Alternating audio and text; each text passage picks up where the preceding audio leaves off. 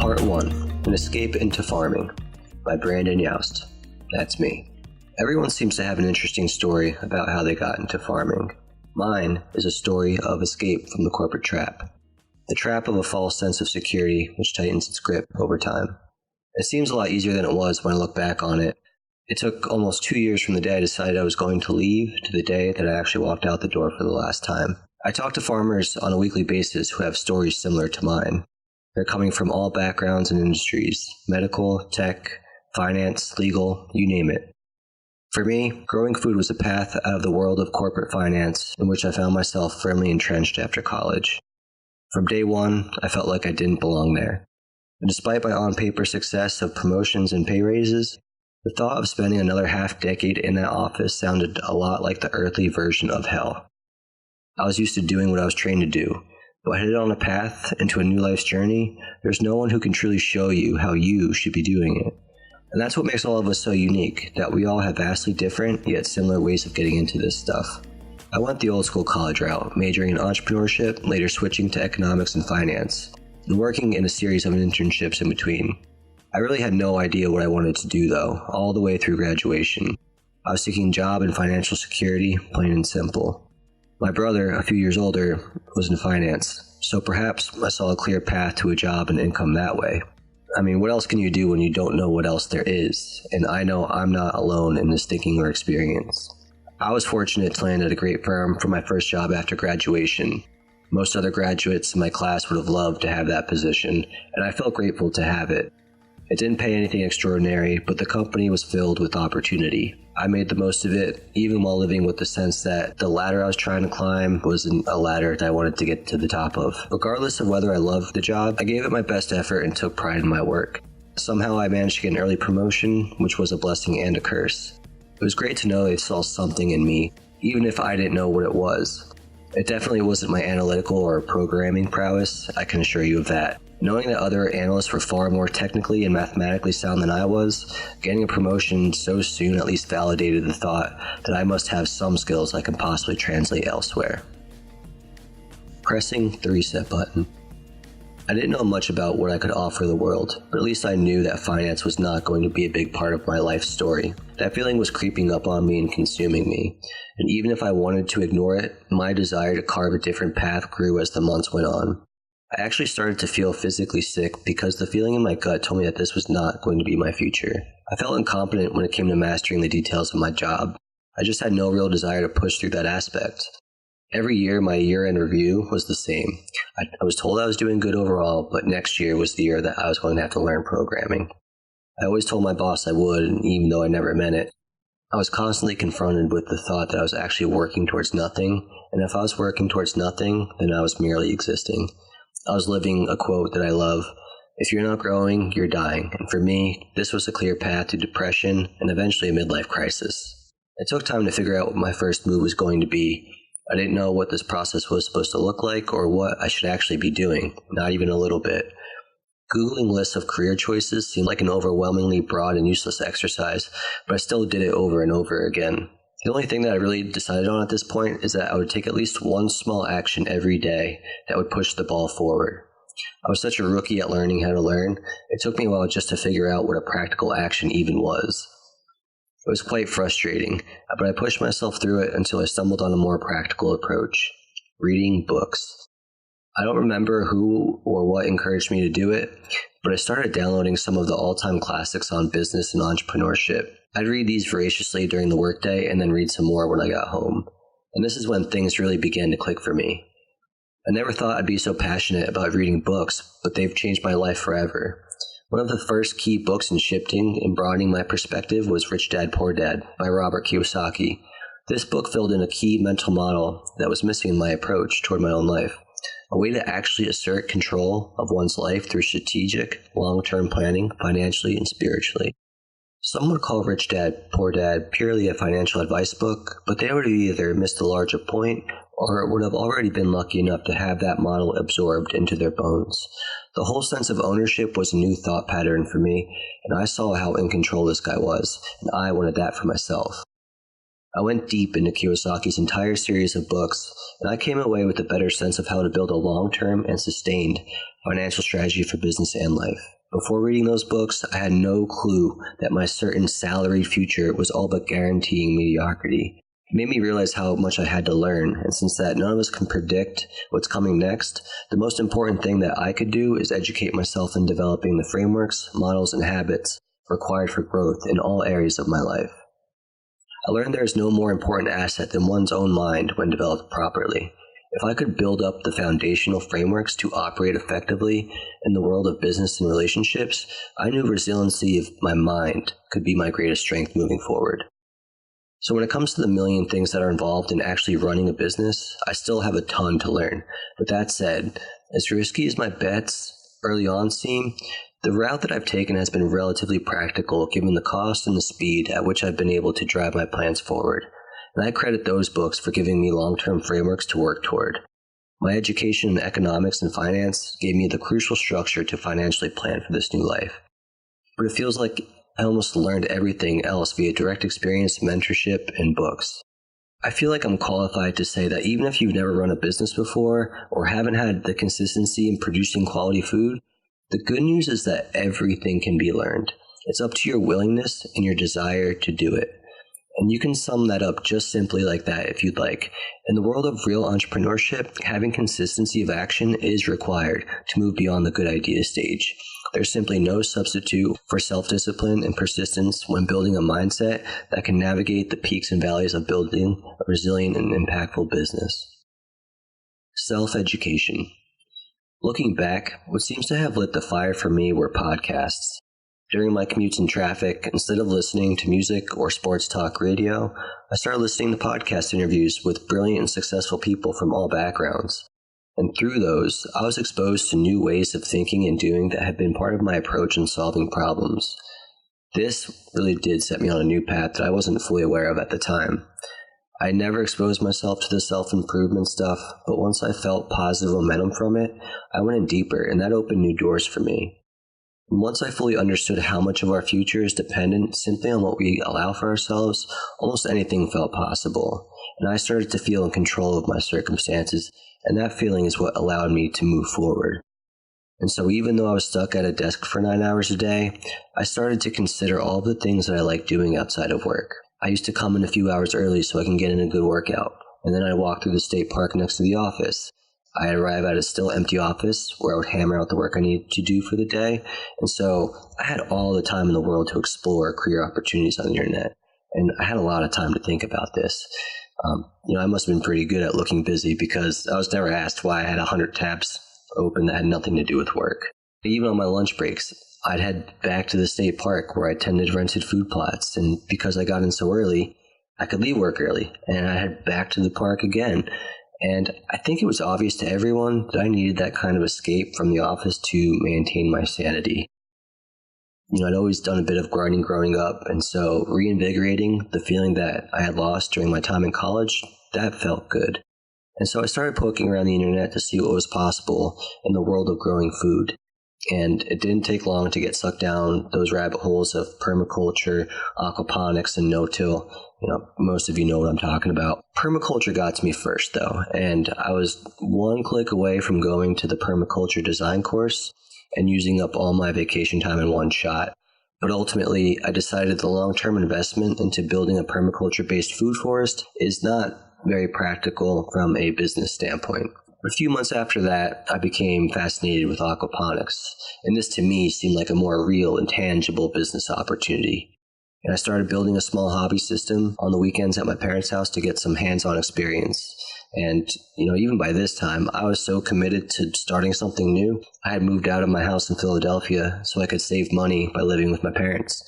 And few things are going to motivate you more than moving back in with your mom and dad. Trust me. I wasted very little time on the couch. I was either building up my hobby system or trying to reach the end of the internet, leaving no potential opportunity unexplored. I saw an upcoming aquaponics training that taught systems, pest management, and the business end. It was in Colorado, where I'd never been, and it was only for one weekend, so it was a pretty easy thing to book. I could definitely say, though, that this was the first big financial investment that I had made into my new future. I knew that when I bought that ticket, part of me was moving forward and not going to look back. I loved everything about the course, and I believe it's a requirement for anybody thinking about getting into aquaponics full-time. And I say that because this course actually scared me away from aquaponics. I learned it was far too risky for my appetite. The infrastructure costs, they add up, and unless you're going to have really good monitoring systems and a well-outfitted greenhouse, you're just asking for trouble on a commercial scale. So that feeling of being chained felt like the same thing as staying in an office. That high-risk, high-expense farm that needed constant attention, it just felt too restrictive, including even the ability to travel on the weekends, and so aquaponics didn't work out for me. Mental models. By this time, I was reading constantly. Books in the business and entrepreneurship genre were proving more fruitful in informing my perspective on the world than I could have ever anticipated. Billionaire investor and business partner of Warren Buffett, Charlie Munger, has talked a lot about mental models. These models incorporate economics, psychology, history, and everything in between, as they're all ultimately interconnected in the world of business and investing. So forming my own mental models and creating the change that I want to see has started me on what feels like the right path. If the businesses that I want to create need to evolve with the technological, convenience-driven world, then the frameworks viewed through everlasting principles is what's going to provide me a stable springboard to leap into my entrepreneurial ventures. Lifestyle Design. A book that really helped me develop a key mental model was The 4-Hour Workweek by Tim Ferriss. It's a book that imparts invaluable lessons about using time wisely and deconstructing end goals. It taught me how to be mindful of the things that suck up time and thus freedom, and how to design or systematize around it. While I wasn't looking for a 4-hour lifestyle, that book gave me an added sense of control and that I could design what I wanted my day-to-day life to be like. It forced me to think about time management, being nimble, adaptive, and being able to change my mind. And so with this framework, the design for my TBD farm business went through these mental models. And looking back, these were huge for me in helping create goals and timelines that had a lot of flexibility built in. I still wasn't absolutely sure what I was going to do, but I wanted the freedom to pivot if my lifestyle required it or if the market demanded it. And so having the benefit of being able to lay out my plans from scratch, I was able to take my time and do it the best that I knew how. And after reading The 4-Hour Workweek, it became clear that aquaponics was going to chain me down in ways that my office job was already doing. It wasn't the life that I wanted. And sorry, aquaponics folks, I love the industry and it absolutely has its place, but it just surpassed my risk appetite, especially since I was going to be bootstrapping everything the whole way. And as someone who had just enough knowledge of plumbing and aquaculture to be dangerous, I knew that I was asking for trouble if I made too many mistakes. Practicality. Nick and I knew when writing this book that we might offend some people with our opinions or our methods of challenging you. And we're okay with that, even though we just prefer you not be so easily offended to begin with. Nick and I have many differences of opinion, but we get over it, so we move about our day with effectiveness. And we also think pushing each other's buttons keeps us honest. And Nick and I tend to be our most abrasive when conversing around idealistic thinking. And if you're involved at all in the industry of growing food, you know exactly what I am talking about. I define idealistic thinking as when the ideas for solving massive problems are pushed forward in ways that can only be executed in a world that does not actually exist or ignores unintended consequences. Too little thought is given to the role of economics and the realities of globalization in the world as it currently stands. Looking to solve problems from a starting point that does not involve today's reality is not actually helpful. It's the opposite. And then there's a particular kind of idealist who is good at feeling righteous, but isn't actually effective at creating impactful change. There's too much focus on the end goal instead of the leadership and the empathy required to move others toward the intended action. These idealists are not bad people. They're just a bit naive at best, or at worst, willfully ignorant. This type of idealist tends to hold strong opinions on subjects with simple solutions that don't fit a complex world. It feels akin to using a cheat code in a video game where you just blaze through with infinite lives and have no regard for the true road in between. This winds up serving no one other than the ego of the idealist. In business, lazy opinions cost you money and the respect in the eyes of those who you need it from the most. This is why studying history, psychology, and economics is so critical to making a lasting impact. For example, we all want the world's population to be well-fed with non-toxic food and all have easy access to affordable healthcare. We all want animals to be treated well and to enjoy a protected environment. To think that large groups of people don't prefer these things is a mischaracterization and a dehumanization of others. We want these things, but the next step in becoming practical is to figure out how to actually make these things happen. And it's easy to stand up on a soapbox proclaiming the moral authority with that form of idealism, but to me, this has proven largely ineffective in changing minds. Everyone's priorities are different. A single parent with multiple jobs doesn't have the time to get involved in the issues of the world. And if your reaction to this stuff is, oh, BS, no, I'm sorry, but I think you're ignoring actual reality. The world of farming is filled with amazing people doing amazing things, making positive, necessary impacts, but there's also people who spend too much time blaming and pointing fingers. The combination of idealism with a victim mentality is the worst way to approach solving problems, yet it's the trap that many young people fall into. It's a trap that I got myself in for a short time, which is why I can look back and know where they are coming from. I shed my idealism when I decided I would be leaving my salaried job, moving to a new state, knowing no one, and starting over with a blank canvas. If I couldn't start making money off of my idealism within a year, I'd be screwed. If I allowed myself to be a victim, I would limit my own power. If I allowed myself to be too idealistic, I'd be ignoring the realities that exist, and I would pay dearly for them with an ill-designed business model. Embracing capitalism. I used to daydream about the collectivist ideals of shared resources and simple living. It's easy to think that world is possible when you're immersing yourself in it on the internet, but I get reminded how far that reality is as soon as I left the house. City living just doesn't seem in our nature, but it should be obvious that we aren't going back to the communities that Wyatt mentioned. Shared communal living still works for small groups, but it doesn't work for a country as large as the United States, with an infrastructure that requires materials from all over the planet in order to function. And if your reaction to any of this stuff is, oh, BS, I think you just might be the most impractical idealist of them all. I wish we could all live in tribal communities again, but I just don't see it happening. I learned to embrace the game that I was playing in. I came to realize that capitalism gives us the opportunity to get rewarded for creating value, and I feel immensely grateful to have that opportunity. And this shift gave me a feeling of power to create the change that I wanted to see in the world. Just saying you want to see something change doesn't count for anything. To be pushed to excellence so that we learn how to enroll others in a worthy endeavor seems like a fine way to pursue a good life in a capitalist system. So if what's actually happening is a voluntary exchange of goods and services for payment, then that must mean Walmart is not the one to blame for our problems. It is merely a reflection of consumer preferences and desires for convenience and price. They won by providing value. They offered better prices, a wider selection, and with stores everywhere, a level of convenience that has been hard to match. I felt a new sense of empowerment when I stopped blaming. It changed my attitude from a place of victimization to a place of power. Deciding it's up to me to create the change because I have the freedom to do so. And that freedom comes with the accountability and responsibility of knowing that each dollar I spend is a vote. Every time I go to a greasy fast food joint, I am voting for that. And knowing that where we stand today is a reflection of the votes that we cast allows us to come up with a more practical way to have others vote for the things that we think are important. If we expect everyone else to stop supporting the fast food system, then we have to come up with services that are just as much or have more perceived value while making it as convenient and as accessible as those establishments are.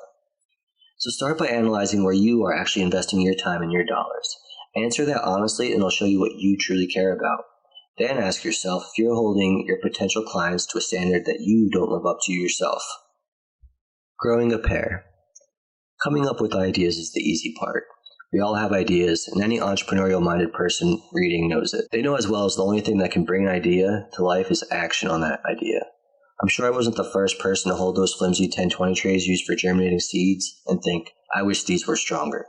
I was pretty amazed when I Googled heavy-duty 10-20 tray and realized no one had done it yet. It might be because I had just quit my job and was in the middle of building vegetable that I was feeling bold enough to ask the question, what would it look like if I made these stronger? What would that actually entail? And even then, my immediate thought was, well, by the time I'd have one ready, someone else will do it, probably one of the big guys. I'm grateful that I was self-aware enough to know that this was just a story that I was telling myself. Out of fear, my first instinct was to revert to that feeling of knowing and safety when I was confronted by an opportunity that would require massive growth. The butterflies and nervousness of the possibility is something that I could either embrace or run from.